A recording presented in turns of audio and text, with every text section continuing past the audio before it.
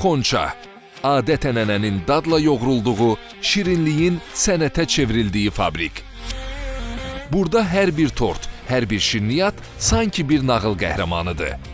Zərif əllərdə formalaşır, sevgi ilə bişirilir. Bu dəfə də sizi Xonçanın dadı damağınızda qalan məhsullarını hazırlayan qəhrəmanlarımızdan biri ilə tanış edəcəyik. Tanış olun, onlardan biri. Mən Elvira Balabəyova, 35 yaşım, 2 övladım var. Elvira xanım, bəs siz bu şirniyyat dünyasında hansı peşəni təmsil edirsiniz? Bu şirin məkanda tort ustası kimi çalışıram. Hər gün onlarla tort hazırlayır, onları araz müştəriləri üçün bəzəyirəm. Bu iş mənim üçün təkcə peşə yox, həm də zövqlə gördüyüm bir sənətdir. Elvira xanım, zəhmətkeş əllərinizlə formalaşan bu şirin sənətin arxasında hansı hekayə dayanır? Xonça ilə yollarınız necə kəsişdi? İş fəaliyyətimə tibb bacısı kimi başlamışdım, amma sonralar şirniyyatçının ağ xalatı mənə daha isti gəldi. Anam da ömrünü şirniyyata həsr etmişdi.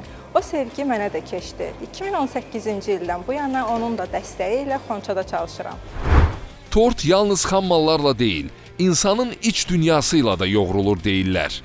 Bəs sizcə sizin hansı tərəfləriniz bu sənəti yaşadır? Tort ustası kimi səbirli, dəqiq və yaradıcı olmalısan. Hər bir detalı sevgi ilə işləməlisən. Çünki bilirəm ki, hər bir tort bir hekayədir. Dadlı tortlarınız çoxdur. Bəs müştərilər Xonçanı hansı fərqli xüsusiyyətlərinə görə seçməlidir?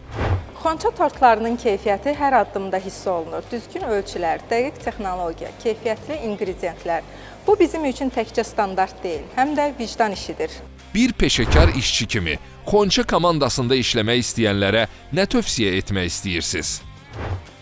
Bura həm də bir məktəbdir. Xonçada hər kəs bir-birindən nəsə öyrənir. Uğurlu karyeranızı burada qura bilərsiniz.